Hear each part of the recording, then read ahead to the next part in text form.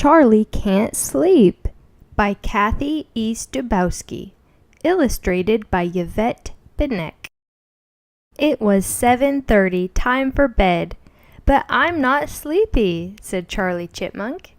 "Oh, a nice warm bath will fix that," said Mama. In the bathtub, Charlie splashed and blew bubbles while Mama gave him a good scrubbing. Then Mama dried him off with a big fluffy towel and hugged him tight. "I still don't feel sleepy," said Charlie. "Oh, you will," said Mama. "Just wait till your head hits that pillow." "The sheets are cold," said Charlie, teeth chattering as he crawled into bed.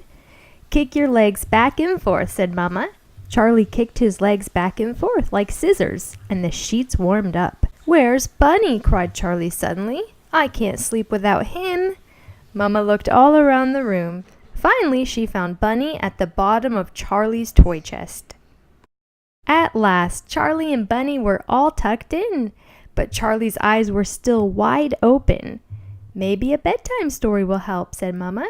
She read Charlie's favorite book 2 times through, but still there was not a yawn or a nod in sight. Then Grandma brought in a tray. "A nice mug of warm milk always helps me sleep," she said. Charlie took a sip just as Daddy came in.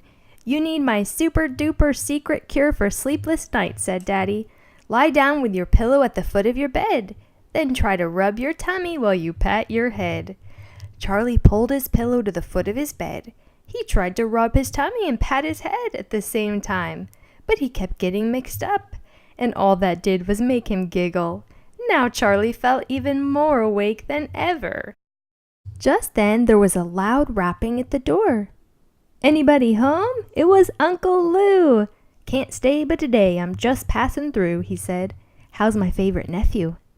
"Wide awake," said Charlie. "Know what I do when I can't fall asleep?" said Uncle Lou. "I stay up real late watching TV till I can't keep my eyes open anymore. I always fall asleep by midnight or so." Charlie liked that idea, but Mama said, no. Then they heard a tiny knock at the door. "Now who could that be?" said Mama. It was their next-door neighbor, Mrs. Possum, who had come to borrow some sassafras tea. "Trouble sleeping?" she asked Charlie. "My family sleeps upside down. It always works for us." Charlie tried it her way, and it might have worked fine if he had something to hang from, like a long possum tail. "Excuse me," called Mr. Robin.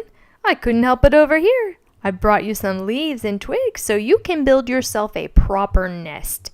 Then you'll be able to sleep." "Yoo-hoo," said Mrs. Fox. She was on her way home from the late-night market. "Try curling up into a tiny ball. That's how my little ones sleep," she said. Soon it seemed as if every neighbor from Acorn Street to Woodland Square had some reason to stop by, and each one had an idea to help Charlie fall asleep. "This is lots more fun than sleeping," thought Charlie. "A swim before bed always makes me feel drowsy," said Donna Duck. "Eat a whole jar of honey before your bedtime snack," said Benjamin Bear. "That's guaranteed to make you sleep all winter." "A lily pad floating on a pond puts me to sleep in no time at all," said Grandpa Phineas Frog. "Charlie's just lonely," insisted Mrs. Rabbit. "He needs a lot of brothers and sisters to curl up with." "Folks who work hard and get plenty of exercise never have trouble falling asleep," Bo the Beaver said. Soon the room was filled with chirping and chattering and quacking and croaking as they all talked over what Charlie should do.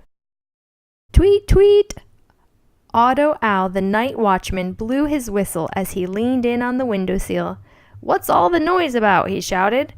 "We're just trying to help Charlie get to sleep," everyone answered at once. "Humph," said Otto. "I keep my eyes open all night long and sleep during the daytime. That's the best way to do it if you ask me." That set them all a-chatter all over again. Suddenly, in the middle of all the commotion, Mama looked at the bed. "Why, where's Charlie?" she cried. Everyone stopped talking and looked at the bed. Charlie was gone. They searched high and low, from one end of the room to the other, inside the closet and out into the hall. Still no Charlie. Then Mama peeked under the bed. "Look," she said, and everyone did. Charlie had finally fallen asleep on his own after all, in the middle of all that noise. "Sweet dreams," Mama whispered softly. Then all the neighbors, very quietly, tiptoed out. The end. It's interesting how all the other animals give Charlie advice based on their own experiences, even when that advice won't necessarily work for him. This is one of our favorite bedtime stories. I hope you enjoyed it.